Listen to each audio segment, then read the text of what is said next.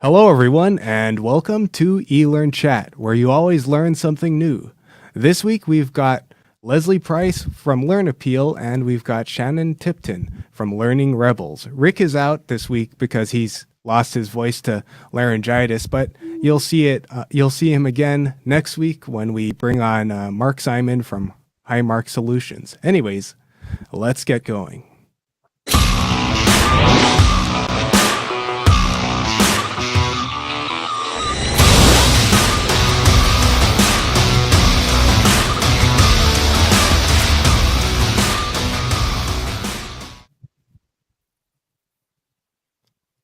And good evening, everyone. Welcome to eLearnChat. And we're sorry that Rick can't be with us tonight, but I have to say I am absolutely delighted to have my wonderful friend, Shannon Tipton, on the other end of the conversation tonight. Hi, Shannon. Hi, Leslie. Hi. Hiya. Just for people that don't know, Shannon and I have known each other for many years. It's even probably sadder to know that our children also know each other and have met each other and have spent time together. Sad. Well, it's sad in inverted commas. It just goes to show what a close relationship Shannon and I have. Yes, that's very true. Yeah. So just before the show, Shannon and I was asking Shannon what we should be chatting about tonight. And one of the things I wanted to bring up in the beginning was that the Learning Rebels and, the Learning Rebel, and where did it come from? Because when I first met Shannon, she actually worked in the corporate world. So over to you, Shannon. Yes, I did work in the corporate world, and that seems like a million years ago. Oh, my goodness. When we talk about Learning Rebels, and the background of Learning Rebels is that it used to be a blog, and it was a blog that I had when I was working in corporate America. And it just started out as a place for me. Yeah, that's my website. It just started out as a place for me to express my voice, because not every corporation thinks the way, that you would like them to think in regards to learning and development. My philosophies are a little askew than what the norm might be, hence Learning Rebels. But I started out way back when, even before I knew that I was thinking differently, I would always ask questions like why and why not, and they would say because they told us to, and I would say, who's they? Who's this mysterious they? Who's telling us we have to do something in a certain way that we know intuitively is not working. We know that training's not sticking. We know that people are bored to death in classrooms. So why is it that we have to do it this way? And so subsequently, then, when it came about, when I left corporate America, I decided, you know what, Learning Rebels is the name of the blog. So I think that I should put my vision statement as my company name, right? So if you're going to work with Learning Rebels, you're going to have to expect that you're going to get something different. You're going to expect me to push you to think differently. And I'm still going to ask all of those why questions, and sometimes you're a good fit and sometimes we're not, because I'm really not the person who's going to let you sit back and do things just because we've always done it that way. So yeah, I can totally understand. I mean, I say when we were talking before the show, that was one of the things that you and I had in common, that we both thought slightly differently and not necessarily always falling in the mainstream, but questioning, why are we doing this? Why are we doing that? Does it really make sense? And just standing the traditional classroom where a trainer was standing at the front and talking at people, to me, did not work. It was not effective. I don't know if you feel the same. Oh, absolutely feel the same. I think we as an industry, we don't ask enough why questions. We just don't. And for whatever reason, and that's interesting that you bring that up, Lesley, because I just wrote a post last week. I wrote a blog last week about taking the power back. Somehow, as an industry, we have given our power to other people within the organization. And if you look at any other department, you look at finance, you look at marketing, you look at HR, they're all seen as the subject matter experts in their field. So you don't see the CEO or the CIO or any of those people within leadership positions going, oh, I don't care what HR says, we're going to do it this way, right? Because I think that I'm the subject matter expert in HR or in marketing or in finance. No, they go to those people. They go to, okay, director of finance, what should we be doing? Director of marketing, what should we be doing? Or vice president of marketing, what should we be doing? But somewhere, somehow, L&D lost that connection. So you've got leadership out there thinking, well, we are the subject matter experts, not you. We're the subject matter experts in how adults learn, and their only experience comes from them being in university, right? So then that's why people get stuck in the classroom, because that's the way that they know, and that's the way that they've always done things. And L&D does not sit up, and get their back straight and say, wait a second, we know that people don't learn that way. We know that that's not realistic, so somehow we need to grab back that power. Not saying, now, I don't want people to misconstrue. I am not saying that we own the process. That's not true. We share that process with others, but we are the subject matter experts, or hopefully the subject matter experts, when it comes to adult learning and how people learn within corporations, and we should try to harness that.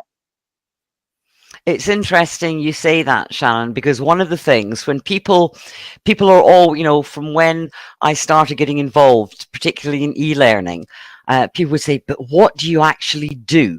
What is it you actually do? And it got to the stage where I ended up describing myself, and I've talked about this before on eLearnChat, where I got to the stage where I described myself as a translator.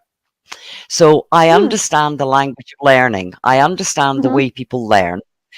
I also understand the language of the senior management team. Right. I have been a director of a company. I know I studied marketing and applied business economics. I understand strategy. I spent my life, a good part of my working life supporting government in strategy and development. But I also made it a big point to go and talk to and understand the IT department, because the IT department speak a different language again. And so I then describe myself as a translator, because I understand the technology, I understand learning, and I understand senior management talk, C-suite talk. And I think that in order to be effective, learning and development people, particularly if they're going to work in learning technologies, have to understand these 3 different languages. Completely agree. I completely agree. And I think that is another large disconnect, is that, and I grew up in operations as well. I grew up in restaurant operations specifically. So I spoke the language of operations and finance and all of those. So I think that L&D could really do itself a real benefit if they understood just the language of business. If you can learn the language of IT, beautiful, wonderful. And I used to say you had to keep IT in one back pocket and marketing in the other back pocket, in order for you to be successful.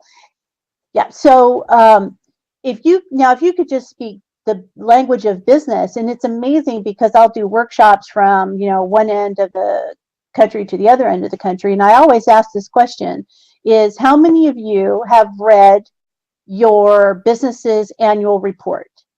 How many of you have read the business's P&L statement? And I get a lot of blank looks because they say they don't know what a P&L is, which is frightening in of itself. So you need to know what your business is doing, because those two things, your profit and loss statement for your business and your annual report for your business, tell the story. Yeah. If you read those things, and if you read a marketing report, it will tell you the problems that are going to land on your desk 6 months from now. I guarantee it. So if you are ahead of the game, if you can read this report and you can go back to somebody within the business and say, I see this coming on the horizon. And if I see it, I know you see it because you are the subject matter expert in these areas. Then now let's work together so we can beat it to the punch. Yeah. So, and this is how I've helped many a sales organization. So you go in and you help salespeople and you say, look, I can read through your Salesforce.com or through your forecasting or what have you. This is where you are having issues. And I understand that's where you're having issues. Now, this is how I can help you with that. And if we can have those honest conversations, boy, would we be so much ahead of the game. I think so, because I think then what would happen, instead of learning and development sitting as a back office function behind HR, learning and development would then become a more direct operations frontline function, and therefore seen more of a necessity within the business and a business partner rather than a back office function, if that makes any sense. Right. It totally makes sense, because I don't know, I'm sure there are a lot of people who end up listening who, unfortunately, the only way that they get out is because somebody's knocking on the door and they're saying, we need new ladder safety training. We need compliance training. We need new sexual harassment training. And that's the only way that their voices get out, because people are coming in, they're knocking on their door for these, rudimentary kind of training applications. And I know that it frustrates a lot of people, and they're just not sure how to get to the next step. And you get to the next step by having conversations. You can't sit in your office.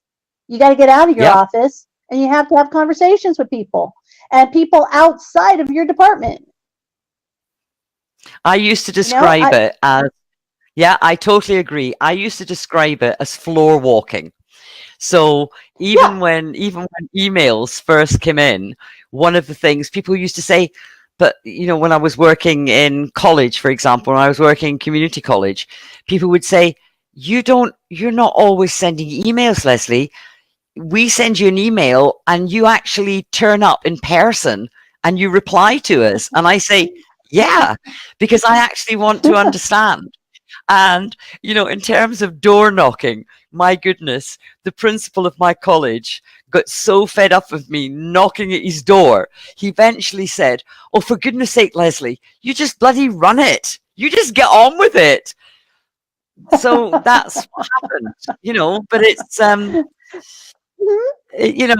that's just what happens. So, yeah, and I think you've got to. So, within all of this, another thing that you've written an awful lot about and spoken an awful lot about, and I've heard you speak about, is microlearning. So where does microlearning come into the bigger picture? Oh, that's a really good question. And, it's been a passion of mine for the last couple of years. And it was before it became this big buzzwordy thing, that a lot of people are just blowing out of proportion. But that aside, is where it fits is that microlearning is the perfect reinforcement tool. It is also the perfect learning continuation tool.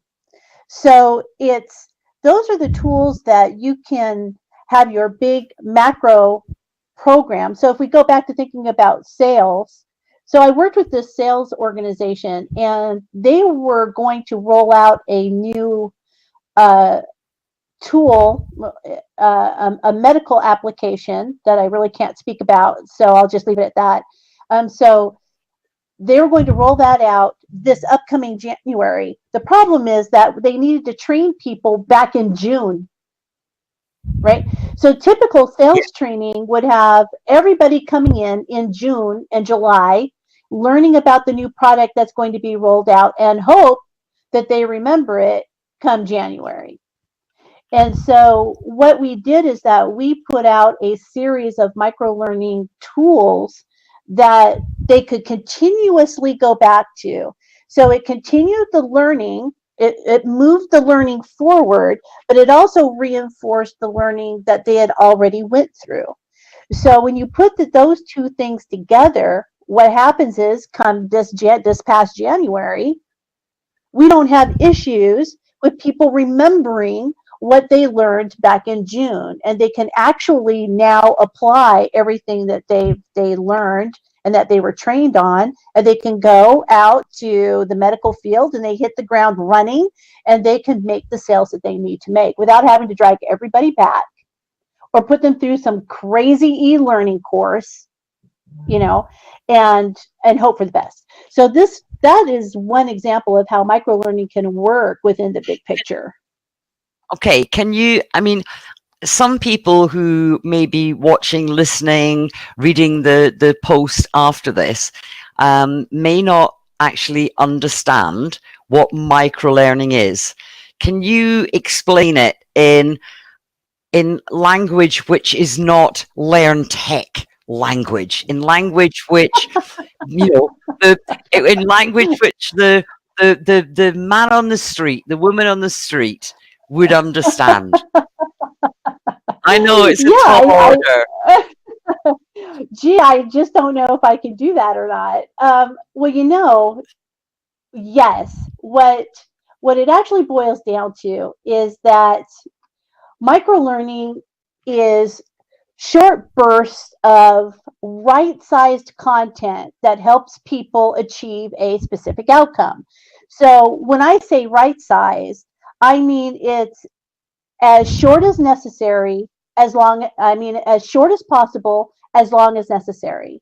And I say that because I don't want people to be fixated on time, because that's what happens. I listen to a lot of other people speak about this, and they say microlearning has to be 5 minutes or 10 minutes or 12 minutes.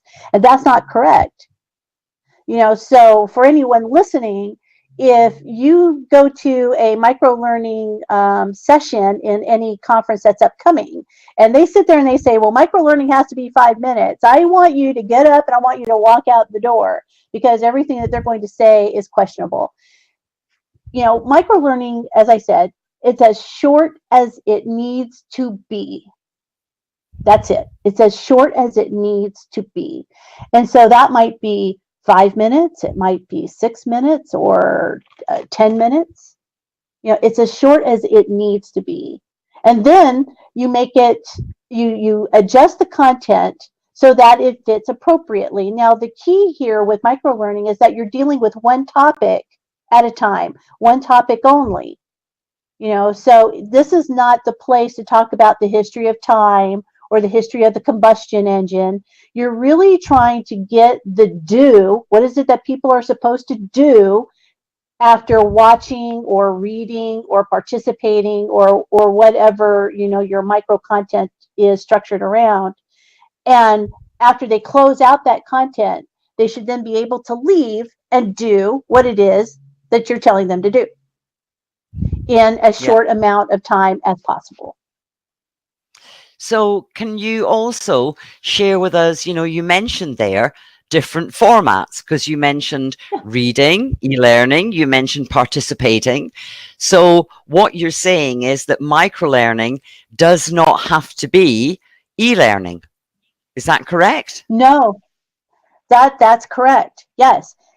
Anyone out there, if you've ever created a checklist, an FAQ sheet, an animated video, a infographic, a recorded webinar, a recorded PowerPoint, or maybe something short in Articulate or Captivate, those are all microlearning elements. Those are all microlearning objects that you can use to support either a larger macro program or it becomes its own standalone object. And in most cases, it is its own standalone object, even if it is supporting a macro program. So not unlike my sales example. So what could happen is, if I continue that story forward, is what could happen is that any new salesperson who comes on board can participate in all of those different micro-learning objects and learn about the product without having to go to a big giant class. Yeah, right. That makes so it all makes ties in. complete sense. Yeah, makes complete sense. Yeah. So it's people don't need to be confused thinking that when you're talking about microlearning, you're talking about something to do with learning technology. It may involve learning technology, but it may not. It depends on the circumstance and what the learning need is, and not so much what the learning need is, what the outcome at the end of it that you want to achieve. Because I'm one of these people that I believe in outcome-based learning, as you know. I do too. I think that if we are not expecting a behavior to be modified, if we are not expecting a do at the end of it, then there is no purpose for it. So you can send, if you want to have people know or understand something, then send them a short video, send them an email, send them something else, but don't, for the love of God, don't put them through a classroom. That's not the right place for it. So yes, in some cases you can go high techie, or you can go low techie. It doesn't have to be one or the other. What I like to tell people is that it's the content that drives the modality. So you think, what is the best way for me to tell the story, if you will, of this content? In some cases, it might be an animated video. In some cases, it may be an infographic. So you have to think content and context. Context. So that is just what I was going to say, Shannon, because I know back in, in inverted commas, the olden days, we would have said that, content was king. What I always say to people is context. The context has to be right. If you don't get the context right, you don't get into the head of the learner. And it's not so much getting into the head of the learner, but you don't get into what you're actually expecting the whole outcome to be. So what is going to be the end result, Right. And the end result, and it's got to be, at the end of the day, if we're in business and we're wanting salaries to be paid, we have to be, at the end of the day, we have to be looking at profit, at business return on investment, all these things. And I think learning can play a huge part in that if people are doing what they do on a day-to-day basis better, including the C-suite. I hate to see it. I hate to say it, but including the C-suite. Yes. And that's what this is all about. For me, microlearning is helping people do the best that they can do at their jobs. We want people to be the best that they can be. There is no one that comes to work and says, gee, I hope I suck at this. No one says that. People want to work to the best of their abilities. So how can microlearning help them do that? So it is about context. And this is something that I advocate quite often and quite loudly, is that a lot of times microlearning is also associated with video. So they say, well, microlearning is all about micro videos. And no, it's not. So for example, if you are working with, again, so if I look at the tech space works often in clean rooms, right? They can't watch a video in a clean room. So what are you going to do? So that means you have to think about the context of how people are going to be using the learning. So if I need help right now, where am I going to go to get it? So you have to think about what are people doing at the moment that they need help. And so subsequently then, how can the microlearning just slide in and do its job? an example, right? And to take the example completely out of the business and professional world. When we go shopping, when we go to the supermarket, if we write down a list of what we need to buy, and we actually picture when we're walking around the supermarket the way that the shelves are, it's much, much easier to go through that list and not then be pushing your shopping trolley backwards and forwards, up and down, because you've actually got it in the right order. Right. You've got, and your shopping trolley at the end has all the content, and you've got there quicker, so you've got out quicker because your context was right. Does that make any kind of sense? Or is that just a woman's perspective? No, absolutely not. I mean, we could take those sorts of examples all over the place, but no, I think that that's a wonderful analogy for this, because what I say is that micro-learning is not something you do to people. You know, it's not something we do to people. It's another modality. It's another tool in your toolbox, right? So when you're thinking about the context and the content of learning, you may discover that micro-learning is not the answer you were looking for, and that's okay. You know, so you have to think about all of the different sorts of modalities that we have at our disposal and put the right one into play. And so if you're thinking about, you know, pushing your shopping cart up and down the aisles and you're trying to get to the end, you know, the end result of shopping is to get to the cashier and hopefully get everything I need for the least amount of money without being distracted. Those are your goals, right? It's like, can I make dinner at the end of the day? And that's what you want. That's what you want to achieve. And get out the supermarket as soon as possible. Right, and pass by the candy aisle without buying anything. Anyway, we've only got a couple of minutes left, Shannon. So what I was going to mention to you, I know you are actually going to be joining us at the Learning Technologies Conference and exhibition next month. So what are you going to be talking about and sharing with us then? Oh, well, it won't be microlearning. I did microlearning last year. I was honored to be the project lead for the LPI competency model in regards to marketing, L&D and marketing.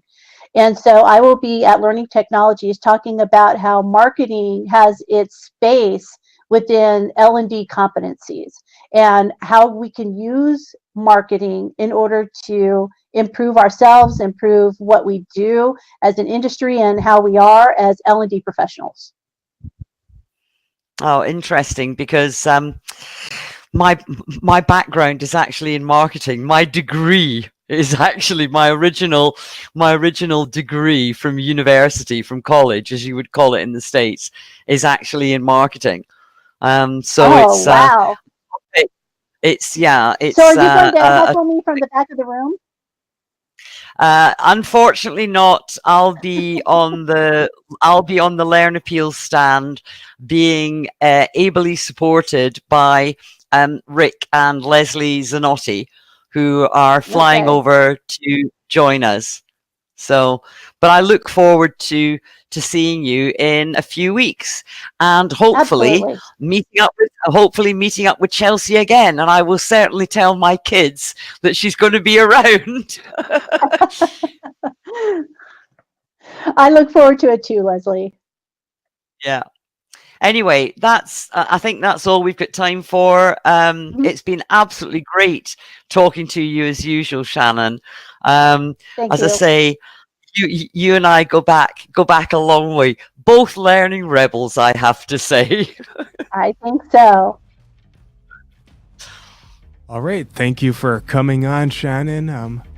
We hope to have you on again. I mean, you and Lesley get along just great, and I think we covered a lot of really interesting topics today.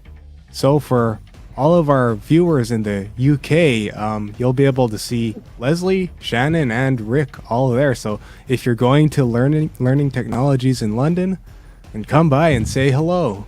And Rick will be back on eLearnChat next week, as long as his voice returns, which we hope it will.